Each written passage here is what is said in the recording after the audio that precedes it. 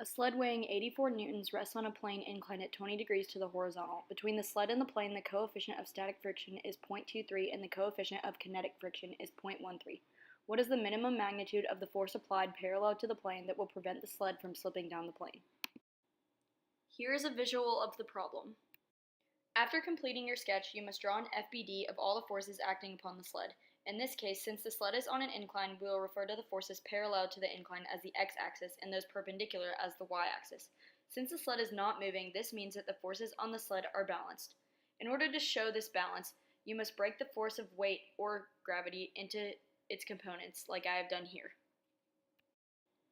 Next, you must use the two-column approach and Newton's second law to start solving. After setting up the correct equation, we are going to start off by finding the normal force acting on the sled on the y side.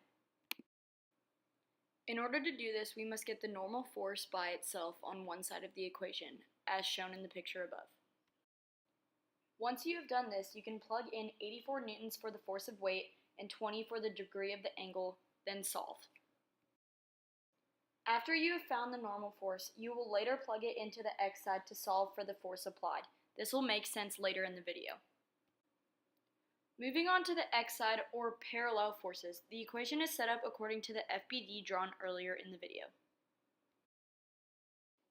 After setting up the equation, you must get the force applied by itself. In doing so, you must add the force of weight and subtract the force of friction from the left side, as shown here. Now before you start plugging in numbers, you must first substitute the force of friction with the formula mu SFN, because since the sled is not moving, you must use the coefficient of static friction times the normal force. If your equation looks like this, you are ready to plug and chug. You plug in 84 newtons for the force of weight, 20 for the degree of the angle, 0.23 for the coefficient of static friction, and 78.9 for the normal force, which we obtained from the y side. Now plug into your calculator and solve. You should get approximately 10.6 newtons as your force applied. This means that the minimum magnitude of the force applied is 10.6 newtons. Congratulations, you're done, and thanks for watching.